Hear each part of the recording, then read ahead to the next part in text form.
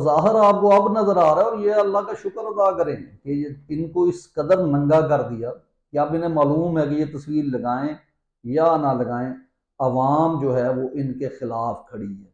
अवाम जो है वो जमहूरियत के खिलाफ साथ खड़ी है, जमहूरियत की बहाली के लिए जो है अपनी कोशिशें कर रही है। क्योंकि कल आपको मालूम है कि दुनिया के हर बड़े शहर में पाकिस्तानियों ने, ओवरसीज पाकिस्तानियों ने सीधा जो है वो नारे क्या लगाए, ये जो दहशत गर्दी है इसके पीछे वर्दी है।